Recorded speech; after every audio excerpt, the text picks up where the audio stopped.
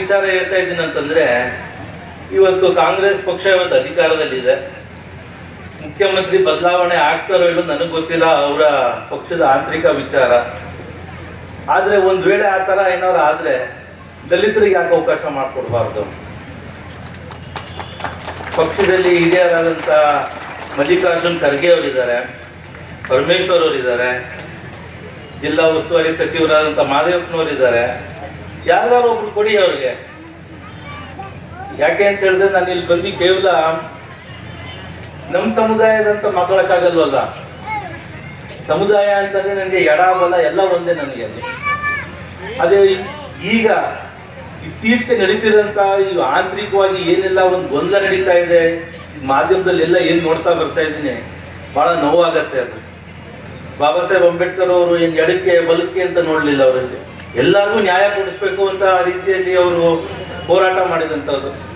ಯಾಕೆ ಕಲಿಯೋಕ್ಕಾಗ್ತಿಲ್ಲ ನಾವು ಅದನ್ನ ಅರ್ಥ ಮಾಡ್ಕೊಬೇಕಲ್ಲಿ. ಇನ್ನು ಬೇರೆ ಜನ ಅರ್ಥ ಮಾಡ್ಕೊಬೇಡಿ.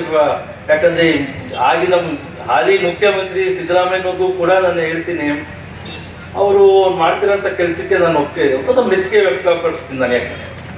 ಯಾಕಂದ್ರೆ ನಾನು ಪಕ್ಷಾತೀತವಾಗಿ ವಿಚಾರ ಹೇಳ್ತಿರೋದು ಪೇಪರಲ್ಲಿ ನೋಡಿದ ತಕ್ಷಣ ನಂಗೆ ಭಾಳ ಖುಷಿ ಆಯಿತು. ಜಾತಿ ಗಣತಿ ಮಾಡ್ತೀವಿ ಅಂತ ಹೇಳಿದಾರಲ್ಲಿ ಆ ಮಾತು ಬದಲಾಗಿದ್ರೆ ನಿಜವಾಗ್ಲೂ ಅದೊಂದು ಇತಿಹಾಸ ಅಂತ ನಾನು ಭಾವಿಸ್ತೀನಿ. ಅಲ್ಲಿ ಜಾತಿ ಗಣತಿ ಆಗಬೇಕು, ಯಾರ್ಯಾರು ಎಷ್ಟೆಷ್ಟಿದ್ದಾರೆ ಅದ್ರ ತಕ್ಕಂತೆ ಸವಲತ್ತು ಸಿಗ್ಬೇಕಲ್ಲಿ. ಅದಾದ್ಮೇಲೆ ನೋಡೋಣ, ಸದಾಶಿವ ಆಯೋಗ ಬರಲಿ, ಕಾಂತಾಜು ವರ್ಗ ಇವೆಲ್ಲ ಆಮೇಲೆ ನೋಡೋಣ. ಜಾತಿ ಗಣತಿ ಆಗಲಿ. ಅದಕ್ಕೆ ಕೆಲವರು ಅದಕ್ಕೆ ಅಪಸ್ವರ ಎತ್ತಿರೋಂಥವ್ರಿಗೆ ಏನು ವರ್ಷ ನಾವು ಮಾಡೋಕ್ಕಾಗಲ್ಲ. ಯಾಕಂದ್ರೆ ಈಗಲೇ ಸುಮಾರು ಒಂದು 8 ವರ್ಷ ಹಿಂದೆ ಆಗಿರೋಂಥದ್ದು ಸುಮಾರು 150 ಕೋಟಿನ ನಾವು ಖರ್ಚು ಮಾಡಿದಾರಲ್ಲಿ.